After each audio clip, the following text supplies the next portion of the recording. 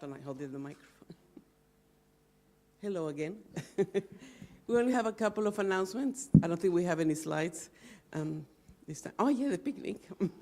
Tomorrow, we're gonna have a picnic at Brimban Park from 10 a.m. Should be a nice sunny day.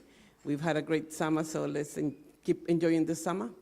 So let's get together tomorrow at Brimban Park. On the chat, I'll put the exact location, but it's usually the place we have had in the past in front of the big oval. So, but I'll put the location in the chat so we can all get there from 10 a.m.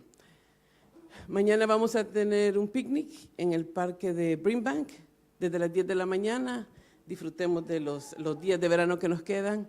Así es que si todos pueden llegar mañana y pasar un día lindo en Brimbank. En el chat de WhatsApp voy a poner la localización exacta para que estemos todos ahí. Y no se olviden llevar sus sillas, llevar su comida y todo lo que necesiten. And don't forget to take your own food, food to share, and picnic chairs and everything that you need for to have a good day. And the other announcement is Grupo Esperanza. They had their first meeting last week, but the next one will be on the 29th of March. So still a while to go, but don't forget, 29th of March, and we need helpers for that day. So please, if you interested in helping, let them know. Let Sister Carmen and Sister Marisol know that you want to help on that day. From 10 a.m., there's a lot of activities for all 60 plus are welcome, and all the ones that want to come and help out as well. Grupo Esperanza va a tener su próxima reunión el sábado 30 de marzo, de las 10 en adelante, acá en la iglesia. Así es que, por favor, si usted quiere venir a ayudar, hacérselo saber a la hermana Carmen y la hermana Marisol. Siempre se necesita mucha ayuda. Y todos los hermanos y hermanas de más de 60 años son bienvenidos a participar. 29.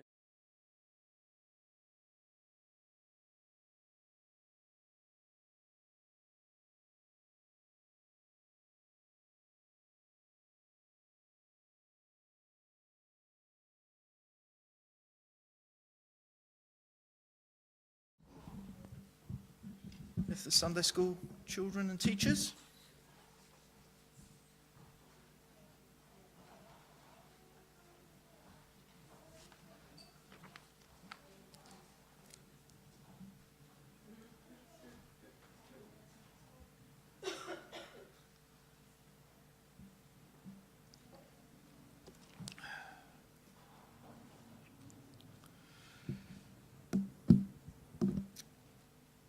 All right.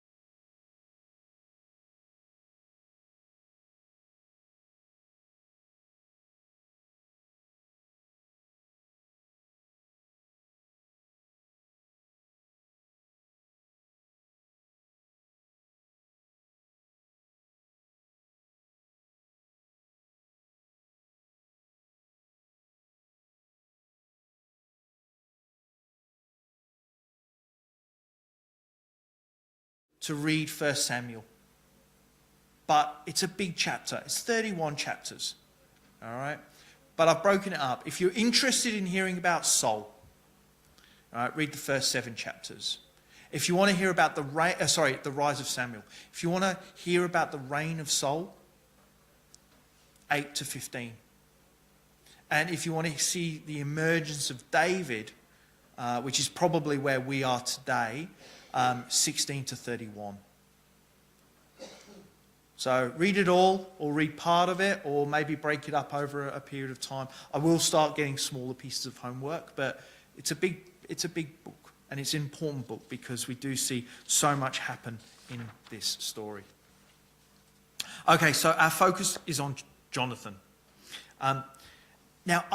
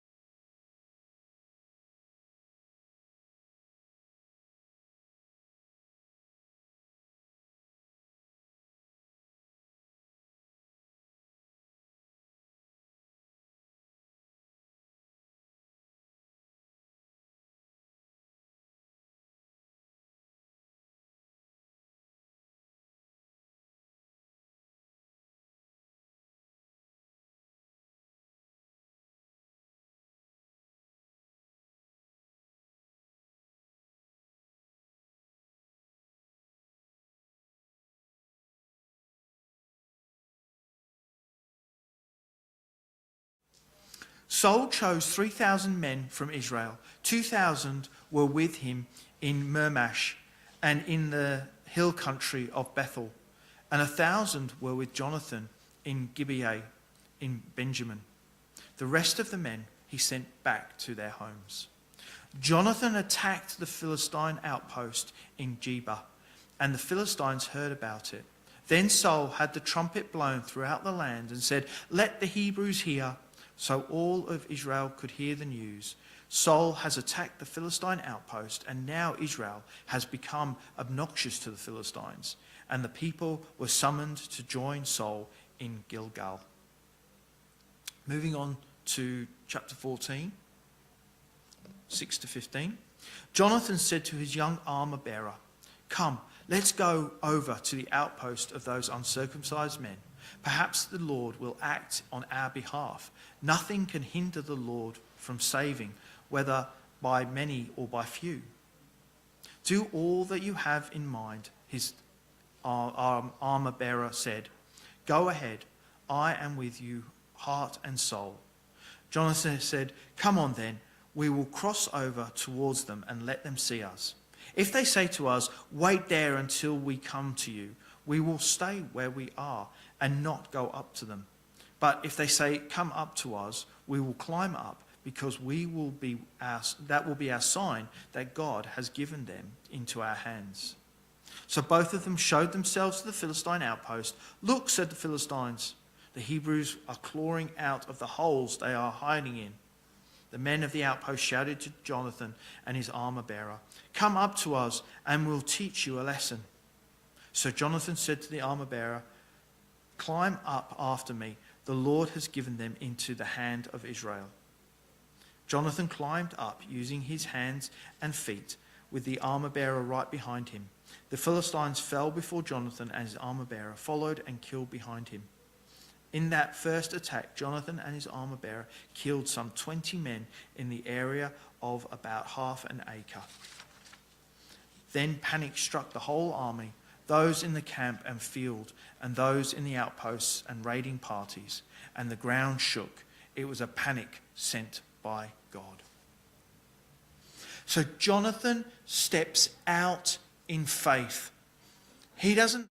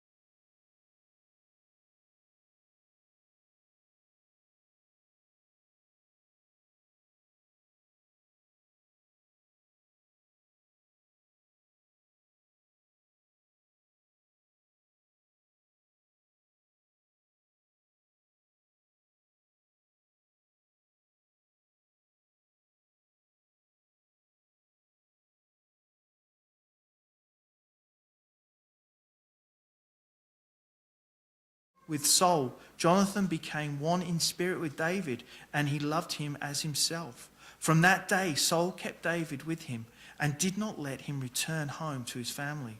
And Jonathan made a covenant with David because he loved him as himself.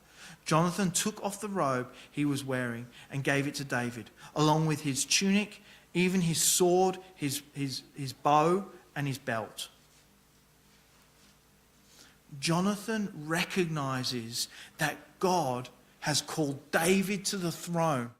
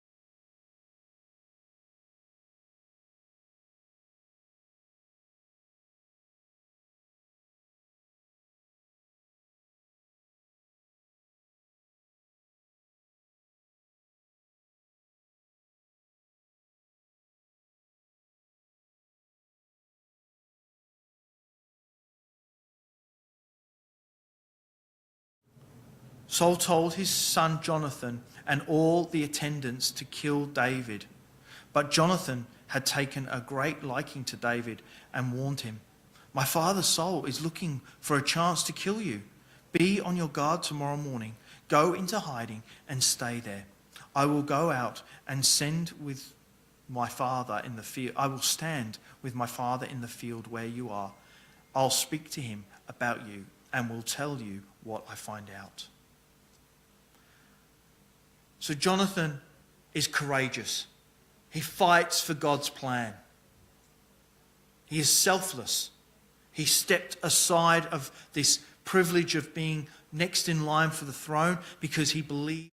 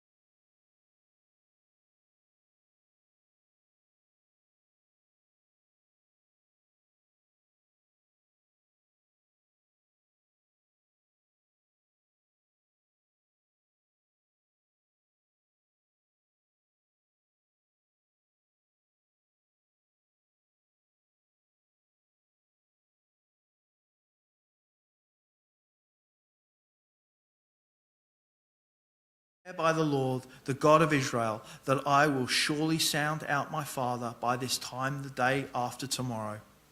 If he is favourably disposed towards you, I will not send you word and let you know. But if my father intends to harm you, may the Lord deal with Jonathan, be it even so severely, if I do not let you know and send you away in peace. May the Lord be with you as he has been with my father.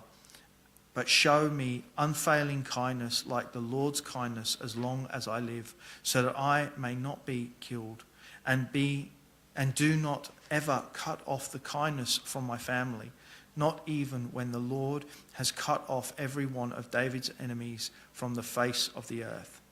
So Jonathan made a covenant with the house of David, saying, may the Lord call David's enemies to account. And Jonathan had David affirm this oath out of love for him, because he loved him as he loved himself. Jumping down to 23. While David was in Horesh, in the desert of Sif, he learned that Saul had come out to take his life. And Saul's son Jonathan went to David at Horesh and helped him find strength in God. Don't be afraid, he said. My father Saul will not lay a hand on you. You will be king over Israel, and I will be your second to you. Even my father Saul knows this. And the two of them made a covenant before the Lord. Then Jonathan went home, but David remained in Horesh. So Jonathan seeks out David in the wilderness, and he encourages him in the Lord. He reassures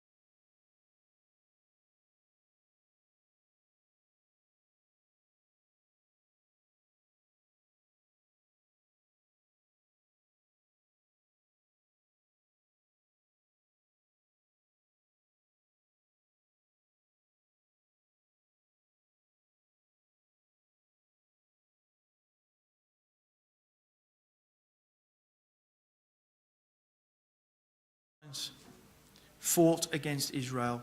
The Israelites fled before them, and many fell dead in Mount Gibeah. The Philistines were in hot pursuit of Saul and his sons, and they killed his sons Jonathan, Abinadab, and Malchishua.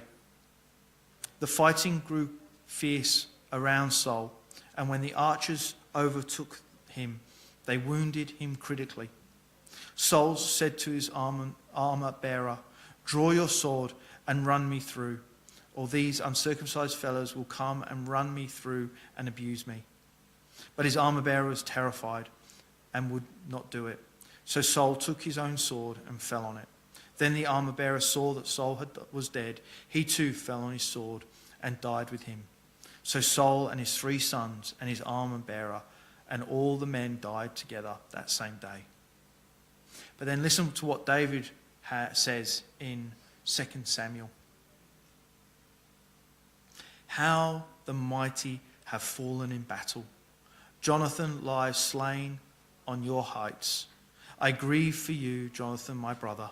You were very dear to me. Your love for me was wonderful, more wonderful than that of a woman. How the mighty have fallen.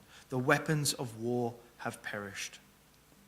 Jonathan dies in battle alongside his father, and David deeply mourns, showing this deep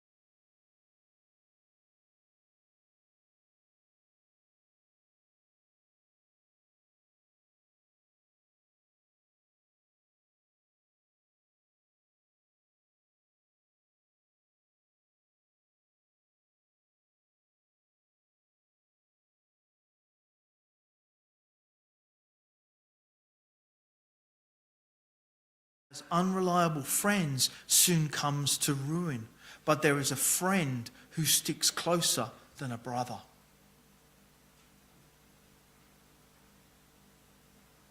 If we have unreliable friends around,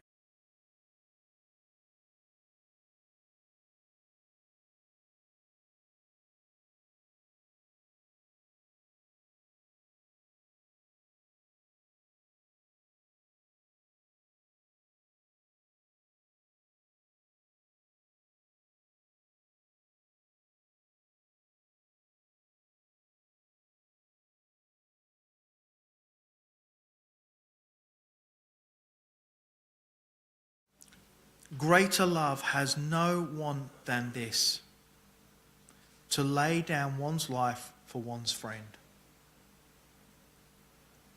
Jonathan's friendship with David is a picture of this.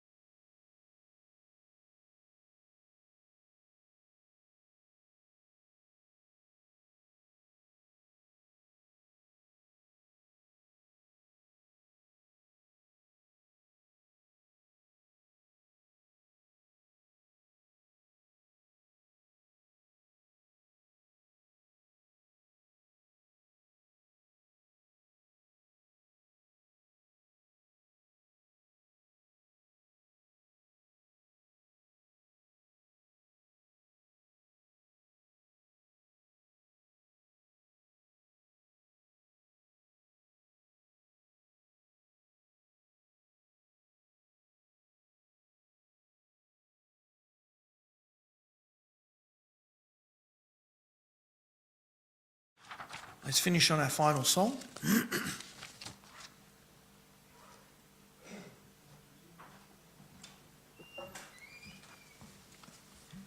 you can all stand up, please. Thank you.